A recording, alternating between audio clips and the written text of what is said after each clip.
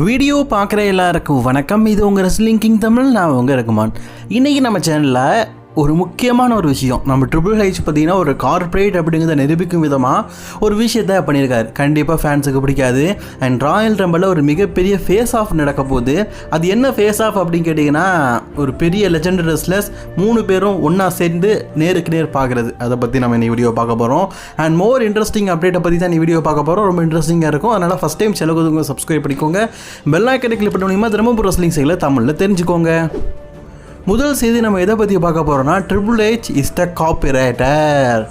Triple ஹெச்சை பொறுத்த வரைக்கும் ஒரு கார்ப்பரேட்டான முடிவு எடுக்கணும்னா அவர் மட்டும்தான் முடிவு எடுப்பார்.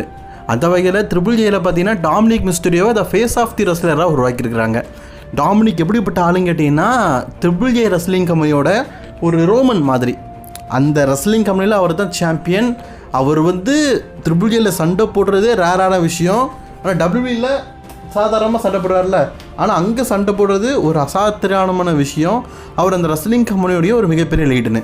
இப்போது ட்ரிபிள் ஏ சாம்பியனாக இருக்கிற டாமினிக் மிஸ்டீரியோ ரெஸ்ல்மேனியா வரைக்கும் அந்த ட்ரிபிள் ஏ சாம்பியன்ஷிப்பை தான் வச்சுருப்பாரு அப்படிங்கிற மாதிரிலாம் சொல்லப்படுது. அதுக்கான அட்வர்டைஸ்மெண்ட்லாம் போட்டாங்க. அதுலேயும் குறிப்பாக பார்த்தீங்கன்னா, ஊரில் ஒரு சிலை இருக்கிற மாதிரி நம்ம ஊரில் பார்த்தீங்கன்னா போஸ்டர்லாம் ஒட்டியிருப்பாங்கள்ல, அது மாதிரி டாமினிக்கு பார்த்தீங்கன்னா மெக்சிகோ நாட்டில் போஸ்டர் ஒட்டுற மாதிரி இந்த மாதிரிலாம் ஒரு வீடியோ பேக்கேஜை யூடியூப்பில் ரிலீஸ் பண்ணாங்க. அதில் என்னதுன்னா, அந்த வீடியோ கிரியேட்டர் ஒரு வம்பான ஒரு விஷயத்தை பார்த்து விட்டார். அதாவது வீடியோ எடிட்டிங்காக இந்த கிரியேட்டிங்கில் டபிள்யூ ஒர்க் பண்ணுவார்ல, அவர் ஒரு விஷயத்தை வம்பாக பண்ணி விட்டுட்டார். ஆனால் இது நாள் வரைக்கும் இதை ட்ரிபிள் ஹெச்சே பார்க்கல. ட்ரிபிள் ஹெச் பார்க்காம உனக்கு எப்படி பார்த்துருன்னு கேட்டிங்கன்னா, நமக்கு தான் ப்ரோ ரெஸ்லிங் சப்ஸ்கிரைபர்ஸ் நிறைய அப்டேட் தரவங்களாம் இருக்காங்கள்ல, அதில் இதை பொழந்துட்டாங்க. அதாவது என்னதுன்னா, அந்த வீடியோ பேக்கேஜில் ஒரு கார்ட்டூன் கேரக்டர் மாதிரி வரும், அனிமி கேரக்டரில் வரும். அதில் டாமினிக் மிஸ்டீரியோ கிட்ட இருக்கிற அந்த ட்ரிபிள் ஏ சாம்பியன்ஷிப்பை எப்படி மென்ஷன் பண்ணி காட்டியிருப்பாங்கன்னு தெரியுமா?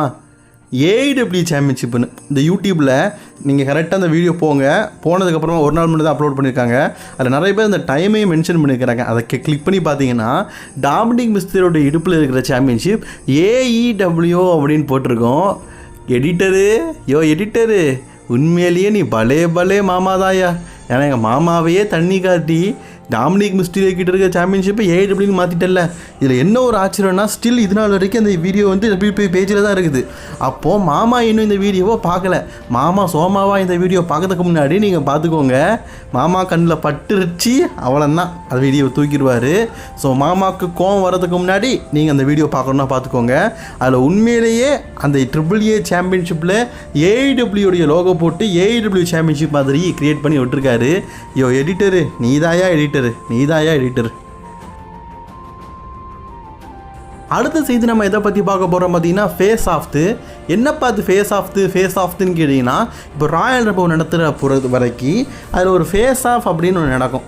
3 பெரிய ரெஸ்லர்ஸோ அல்லது 4 5 ஒரு பெரிய லெஜெண்டரி ரெஸ்லர்ஸ் எல்லாம் கடைசி தருணத்தில் ஃபேஸ் ஆஃப் பண்ணுவாங்க.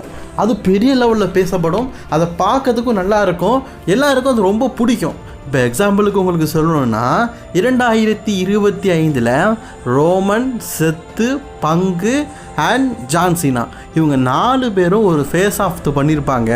அதை ஒவ்வொருத்தரும் வரும்போது சண்டை போடாமல் அப்படியே பார்த்துக்கிட்டு இருந்த மூமெண்ட் இருக்குல்ல, ஒரு best iconic moment. Triple H 2025 வச்சு செதுக்குன விஷயம் அதுதான். ஆனால் ராயல் ரம்பிள் வின்னிங் தான் சொதப்பிட்டார். அதுலேயும் ரோமன் ரெயின்ஸ் அந்த பங்கை பார்க்குற விஷயம், ரோமன் ரெயின்ஸ் செத்ரான்ஸை பார்க்குற விஷயம்லாம் அப்சல்யூட்லி பியோர் சினிமா. அந்த அளவுக்கு சூப்பராக இருந்ததுல, அதே மாதிரி ஒரு சினிமாட்டிக் லெவல் ஒரு மூமெண்ட்டை பண்ண போகிறாங்களாம்.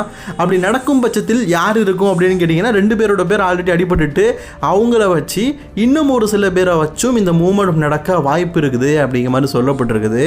சரி, அந்த மூமெண்டம் எப்படி இருக்குது அப்படின்னு கேட்டிங்கன்னா, மேபி எனக்கு தெரிஞ்சு அது ஒன்று பிராக் லெஸ்னராக இருக்கலாம், மற்றொன்று ரோமன் ரெயின்ஸாக இருக்கலாம், மற்றொன்று யாராக இருக்குன்னு கேட்டிங்கன்னா பிரான் பிரேக்கராக இருக்கலாம், மற்றொன்று சித்ரோலன், CM Punk, Cody Rhodes, anyone யார் வேணாலும் இருக்கலாம். இவங்கெல்லாம் ரிங்கில் 4 சைடும் ஒவ்வொருத்தரும் ஒவ்வொரு சைடில் இருந்து இப்படி ஃபேஸ் ஆஃப் பார்த்தாங்கன்னா, உண்மையிலேயே சொல்கிறேன், அது ஒரு பங்கமாக இருக்கும். அதுலேயும் ரோமன் ஒரு மூலையில், பிராக் ஒரு மூலையில், கோடி ஒரு மூலையில். யோசிச்சு பாருங்கள், அப்சல்யூட்லி சினிமா. அதுலேயும் பிராண்ட் பிரேக்கரை சேர்த்துக்குவோம். யார் யார் நண்பன் நின்று ஏமாந்த நின்றம் ஒன்று அப்படிங்கிற மாதிரி 4 பேர் அப்படி நிற்கும்போது அந்த அரங்கமே பார்த்தீங்கன்னா அப்படி சில்லற இருந்துன்னா தூக்கி எறிகிற அளவுக்கு செம்மையாக இருக்கும். ஆனால் ரிசல்ட்டு போன வருஷம் மாதிரி ஆயிடக்கூடாது. ரிசல்ட்டு நாம் எதிர்பார்க்குற எல்லாருக்கும் பிடிச்ச ஒரு சாட்டிஸ்ஃபேக்ஷன் வின்னிங்காக இருக்கணும். அதை பண்ணுறாரா அப்படிங்கிறத வெயிட் பண்ணி பார்ப்போம். இப்படி ஒரு மூமெண்ட் நடக்கும் அப்படிங்கிற மாதிரி சொல்லியிருக்கிறாங்க. நடந்தால் எப்படி இருக்கும் அப்படிங்கிறத கமெண்ட் பாக்ஸில் கமெண்ட் பண்ணுங்கள். நடந்தால் என்ன, கண்டிப்பாக நடக்கும். நான் நம்ம சேனலில் செல்லமாக ட்ரிபிள் ஹெச்சை பார்த்தீங்கன்னா மாமா அப்படின்னு கூப்பிடுவேன். அதையும் சில பேர் பார்த்தீங்கன்னா தப்பாக எடுத்துகிட்டு மாமாலாம் கூடாத ப்ரோ, அவர் எவ்வளோ பெரிய ஆள் அப்படிங்கிற மாதிரிலாம் சொல்கிறீங்க. சரி, அப்படி சொல்லக்கூடாதுன்னு தான் எனக்கும் தோணுது. மரியாதையாக பார்த்தீங்கன்னா ட்ரிபிள் ஹெச் த சிசிஓ, அது மட்டும் இல்லாமல் த கேம் அப்படின்னு சொல்லணும் கூட எனக்கு தோணுது. 100 அப்படின்னு கூட எனக்கு சொல்லணும்னு தான் தோணுது. ஆனால் அவர் பண்ணுற விஷயம்லாம் அப்படி தானே இருக்குது. அப்படி என்னத்தை இப்போ பண்ணிட்டாரு அப்படின்னு கேட்டிங்கன்னா, நான் ஒரு வேர்ட் சொன்னோம்ல, அதுக்கு ஏற்ற மாதிரி ஒரு விஷயம் பண்ணிட்டாரு. அதாவது ஒரு வேலையை பார்த்து விட்டார்.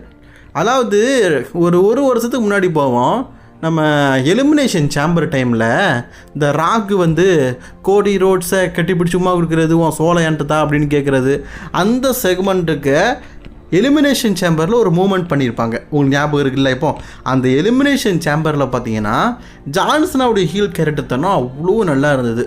ட்ரிபிள் ஹெச் அப்பந்தாயா கொத்து புரோட்டாவை அடிக்கிறான் அப்படிங்கிற மாதிரி ட்ரிபிள் ஹெச்சை பாராட்டணும். ஆனால் ட்ரிபிள் ஹெச் பார்த்தீங்கன்னா அதுலேயும் நான் வந்து செக் வச்சுருக்கிறேன் அப்படிங்கிற மாதிரி சொன்னார்.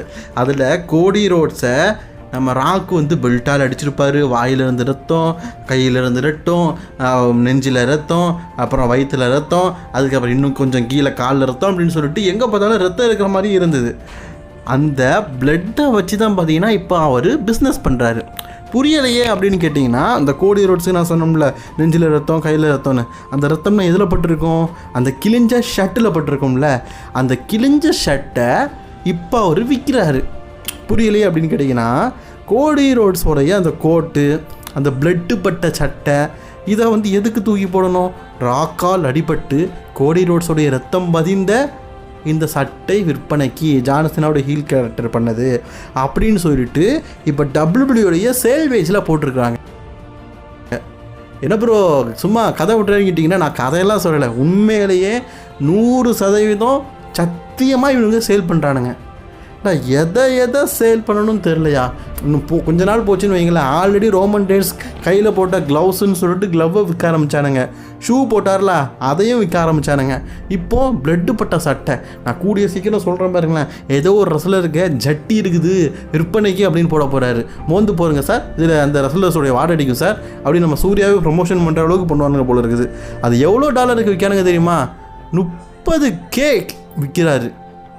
அதாவது $30 $30,000 விற்கிறாரு. $30,000 எவ்வளோப்பா? இந்திய மதிப்பில் எனக்கு தெரிஞ்சு ஒரு 10 லட்சம் வரும்னு நினைக்கிறேன். ஒரு சட்டை, ஒரு நார்மலாக பார்த்தீங்கன்னா ஒரு சட்டை கோட்டு, அதில் அவரோட பிளட்டு பட்டிருக்குது. அதுக்கு என்னம்மா விற்கிறாரு பாருங்களேன். உண்மையிலே சொல்கிறதுக்கு எதுவுமே இல்லை. உங்களுடைய கருத்துக்களை கமெண்ட் பண்ணிக்கோங்க. புரியுது, பணம் இருக்கிறவன் பக்கோடா சாப்பிட்றான், இல்லாதவன் வேடிக்கை பார்க்குறான் அப்படிங்கிறது கரெக்டு தான். ஆனால் இது டூ மச் தானே. இவ்வளோ காசு கொடுத்து வாங்கிறதுக்கும் ஆள் இருக்கானுங்க பாருங்களேன். அதை வச்சு என்னையா பண்ண போகிறீங்க? ஃப்ரேம் போட்டு தொங்க விட போகிறீங்களா? கோடி ரோட்ஸின் ரத்தம் மகிமையானது அப்படின்னு. என்னத்தை ட்ரிபிள் ஹெச் என்னத்தெல்லாம் போடுற பற்றியா? நீ கூடிய சீக்கிரம் ஜட்டி விற்ப, அது நானும் ரெஸ்லிங் கிங் தமிழில் சொல்லுவேன். நீ விற்ப.